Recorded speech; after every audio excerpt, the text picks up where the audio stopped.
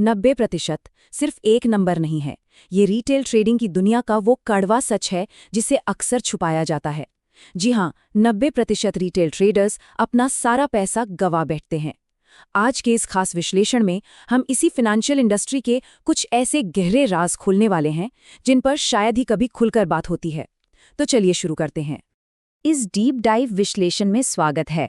आज का हमारा सीधा सा मकसद है रिटेल ब्रोकरेज की उस शिकारी फितरत को बेनकाब करना जो आम ट्रेडर के खिलाफ काम करती है, और इसके साथ ही हम उस असली ब्लूप्रिंट को समझेंगे जो टॉप के प्रोफेशनल्स इस्तेमाल करते हैं, ताकि ये समझ आ सके कि आखिर स्मार्ट मनी लगातार मुनाफा कैसे बनाती है जबकि आम लोग डम मनी बनकर रह जाते हैं।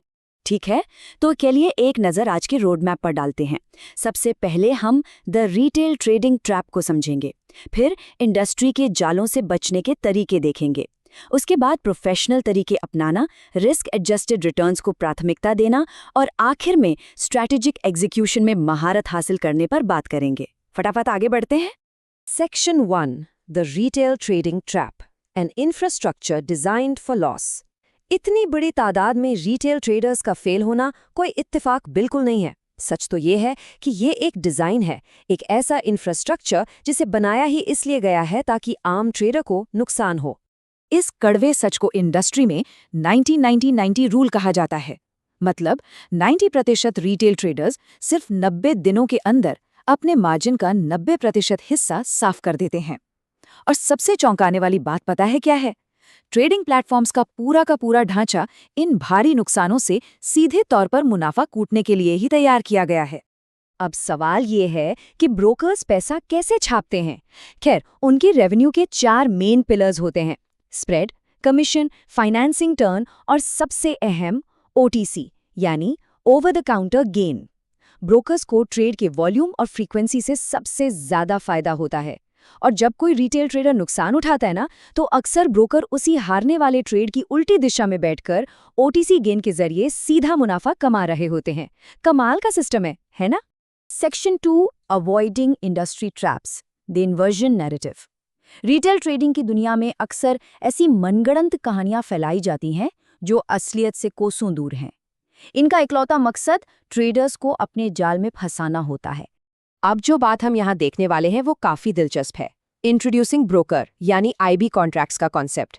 ये एक ऐसा एग्रीमेंट है जहां एक तथाकथित एजुकेटर को ब्रोकर की तरफ से सिर्फ इसलिए कमीशन मिलता है क्योंकि वो नए ट्रेडर्स को उनके प्लेटफॉर्म पर ला रहा है। सोचिए, ये हितों का कितना बड़ा टकराव है। ये एजुकेटर्स पूरी तरह से ब्रोकर्स के पे आउट पर टिके होते हैं, तो वो किसकी भलाई सोचेंगे? इसी को इन्वर्जन नैरेटिव का नाम दिया गया है।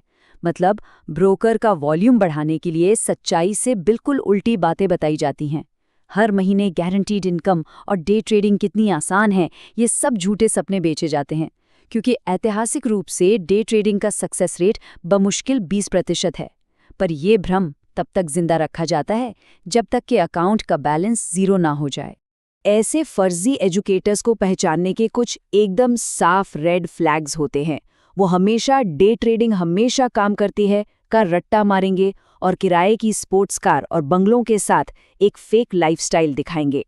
उनके पास एफसीए या फिनारा जैसी कोई रेगुलेटरी हिस्ट्री नहीं होगी, और ब्लूमबर्ग पर कभी किसी और का पैसा मैनेज करने का कोई रिकॉर्ड बिल्कुल नहीं, जबकि असली प्रोफेशनल्स का पूरा करियर ही थर्ड पार्टी कैपिटल यानी दूसरों का पैसा मैनेज करने में बीतता है। Section 3, adopting professional methodologies, the smart money approach. एक आम ट्रेडर के उलट संस्थागत या इंस्टीट्यूशनल ट्रेडर्स अपना पूरा दिन स्क्रीन घूरने में बर्बाद नहीं करते। उनका दिन डेटा एनालाइज करने, रिस्क मैनेज करने और एक सदी हुई दिनचर्या में बीतता है। भावनाओं के लिए कोई जगह नहीं। चलिए देखते हैं कि स्मार्ट मनी लगातार जीतने के लिए असल में काम कैसे करती है। ये तुलना बिल्कुल सटीक तरह से दिखाती है कि जमीन आसमान का फर्क कहाँ है। रिटेल ट्रेडर्स सिर्फ 1 या 2 बाइनरी ट्रेड्स में फंसे रहते हैं और 100% चार्ट्स पर निर्भर होते हैं। लेकिन प्रोफेशनल्स, वो 10 से 20 पोजीशंस का एक डाइवर्सिफाइड पोर्टफोलियो बनाते हैं। वो मशहूर 80-20 रूल अपनाते हैं, यानी 80% फंडामेंटल्स और सिर्फ 20% टेक्निकल एनालिसिस। सिर्फ चार्ट्स पर निर्भर रहना एक क्लासिक रिटेल गलती है। एक और बड़ी बात, खुद पर सिर्फ एक फॉरेक्स डे ट्रेडर या किसी एक एसेट क्लास का ठप्पा लगाना मौकों को खत्म कर देता है। जो लोग असल में सफल होते हैं वो खुद को बांध कर नहीं रखते, वो मार्केट की वॉलेटिलिटी यानी अस्थिरता का पीछा करते हैं। जहां मौका देखा, चाहे वो स्टॉक्स हों, कमोडिटीज हों या इंडेक्स, वो वहां पूरी फ्लेक्सिबिलिटी के साथ मूव कर जाते हैं। Section 4, prioritising risk adjusted returns. एक प्रोफेशनल के लिए भारी भरकम रिटर्न के प्रतिशत से कहीं ज्यादा अहमियत कंसिस्टेंसी और रिस्क कंट्रोल की होती है। आइए इसे थोड़े मैथ्स के नजरिए से समझते हैं। यहाँ ट्रेडर 1 ने 50% का भारी रिस्क लेकर 25% रिटर्न निकाला। देखने में अच्छा लग रहा है ना? लेकिन अब ट्रेडर 2 को देखिए, सिर्फ 10% रिस्क और 16% रिटर्न। गणित के हिसाब से ट्रेडर 2 बहुत सुपीरियर है, क्योंकि 10% रिस्क पर 16% रिटर्न असल एफिशिएंसी और कैपिटल प्रोटेक्शन को दिखाता है। यही अप्रोच अकाउंट को रातों रात ब्लो अप होने से बचाती है। ये कोट इस पूरी फिलॉसफी को समेट देता है। पहला लक्ष्य हमेशा अपनी पूंजी की सुरक्षा होना चाहिए, उसके बाद ग्रोथ, धीरे धीरे अमीर बने। प्रोफेशनल्स का विजन रिटायरमेंट तक या पूरी जिंदगी ट्रेडिंग करने का होता है। वो जानबूझकर अपनी हर एक पोजीशन को कूल पोर्टफोलियो के सिर्फ 5 से 10% तक सीमित रखते हैं। इसी से मार्केट में लंबे समय तक टिके रहना मुमकिन हो पाता है। और अब सेक्शन 5, मास्टरिंग स्ट्रैटेजिक एग्जीक्यूशन। ये समझना बहुत ही ज्यादा जरूरी है कि स्मार्ट मनी मार्केट की असली उथल-पुथल, खासकर लीवरेज और बड़ी खबरों के वक्त, खुद को कैसे नेविगेट करती है। तो यहाँ सबसे अहम पॉइंट है लीवरेज। ये एक बहुत बड़ा ट्रैप है। रिटेल ट्रेडर्स अक्सर 100:1 100:1 जैसे एक्सट्रीम लीवरेज के जाल में फंस जाते हैं, जबकि प्रोफेशनल्स बहुत ही कम और स्ट्रिक्टली मैनेज्ड लीवरेज का इस्तेमाल करते हैं। बहुत ज्यादा लीवरेज का सीधा सा मतलब है कि मार्केट का सिर्फ 1% का उल्टा मूव और पूरा का पूरा अकाउंट साफ। नॉन फार्म पेरोल्स जैसी बड़ी आर्थिक खबरों के दौरान असली खेल कैसे होता है? देखिए, प्रोफेशनल्स हफ्तों पहले ही विस्पर नंबर्स या संभावित आंकड़ों का अनुमान लगा लेते हैं और एकदम शांति से अपनी पोजीशंस बना लेते हैं। फिर जैसे ही खबर बाहर आती है, रिटेल ट्रेडर्स बिना सोचे समझे रिएक्ट करते हैं। इसी अंधी प्रतिक्रिया से मार्केट में भारी लिक्विडिटी आती है और स्मार्ट मनी वो बस इसी भारी रिटेल वॉल्यूम का इस्तेमाल अपनी पोजीशन से प्रॉफिट बुक करके बाहर निकलने के लिए करते हैं। आगे बढ़ते हैं और इस बात पर गौर करते हैं, रेगुलेटर्स हमेशा रिएक्टिव होते हैं, प्रोएक्टिव नहीं।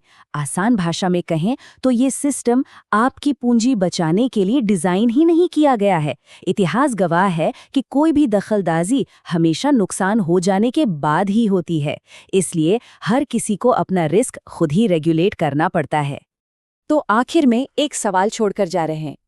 अगर गोल्डमैन सैक्स जैसे सफल संस्थान डेटा और रिस्क मैनेजमेंट के बलबूते 90% ट्रेडिंग दिनों में पैसा बनाते हैं, तो फिर उस रिटेल सिस्टम के तरीकों पर क्यों भरोसा किया जाए जो बना ही फेल होने के लिए है?